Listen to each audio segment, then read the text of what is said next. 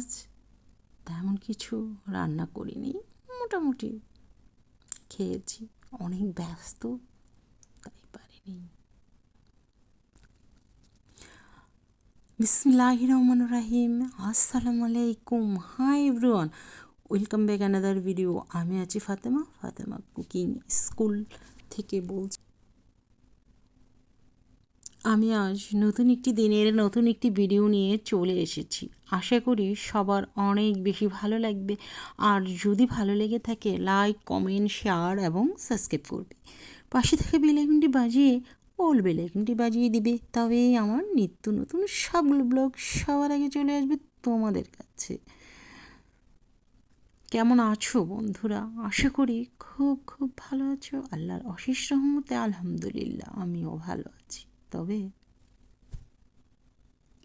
আজ বেশি কিছু কাজ করিনি, বেশি কিছু করতে পারিনি, ব্যস্ত ছিলাম।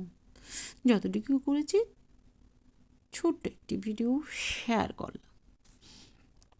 বন্ধুরা চলো আমরা সবাই মিলে আমরা যার পাশের আমাদের পাশের জনকে ভালো রাখবো, নিজেদের মা বাবাকে ভালো রাখবো, আর সেই সাথে আমরা 5 ওয়াক্ত নামাজ পড়তে পারি, তাহাজ্জুদ পড়তে পারি, নফল পড়তে পারি, কোরআন, হাদিস, দোয়া, দুরুদ এগুলো পড়তে পারি। কাজের ফাঁকে ফাঁকে ফার্নিচার পরিষ্কার করছি, ফাঁকে ফাঁকে পড়তে পারি। আমি পড়ি, তাই তোমাদের সাথে শেয়ার করলাম। আর নিজেদের বাচ্চাগুলোকে তো সেভাবেই ছোটোবেলা থেকেই শিখিয়ে নিতে হবে। নামাজ, কালাম, কোরআন, হাদিস শিখলে হয়ে যাবে। আর কিছু বাচ্চা আছে সেটা বিকজ একটা না একটা ফ্যামিলিতে থাকেই, এটা কোনো ব্যাপার না। আর সত্য অবশ্যই থাকতে হবে। আমাকে যারা ভালোবাসে তাদের জন্য আমার এই কথাগুলো, আর যারা ভালোবাসে না তাদের জন্য নয়। আর সবাই যে আমাকে ভালোবাসবে তা নয়। আমি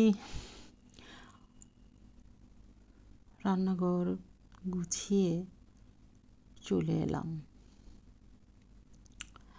বেডরুমগুলো গুছাবো, তারপর ড্রয়িং রুমে চলে এলাম। প্রতিটি কোনায় প্রতিটা দিন ময়লা থাকে। কেন যে থাকে, কোথা থেকে আসে, কীভাবে আসে, কিচ্ছু বুঝতে পারি না। এই যে এমন ঝকঝকে তকতকে দেখা যাচ্ছে, এগুলোর পেছনে অনেক শ্রম দিতে হয়। কী করব, একটু একটু করে কিনে আজ সাজিয়েছি, যা আছে সেটাই। এই তো গুছিয়ে নিলাম।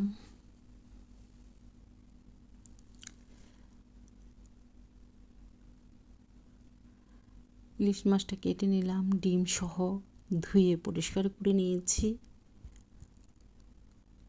ইলিশ হলুদ এবং লবণ মাখিয়ে নিলাম, ফ্রাই প্যানে তেল দিয়ে দিয়েছি। আর ইলিশ মাছটাই শুধু রান্না করেছি। ডাউল ছিল, বেলে মাছের তরকারি ছিল, খাওয়া হয়ে গেছে, ওগুলো আমি শেয়ার করিনি।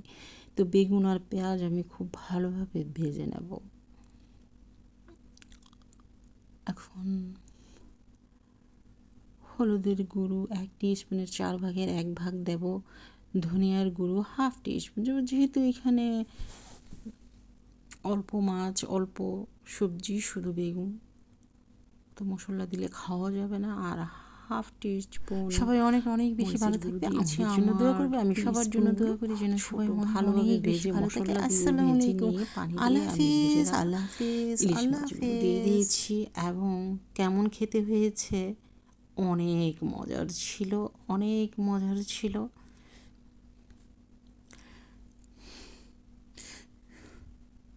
সবাই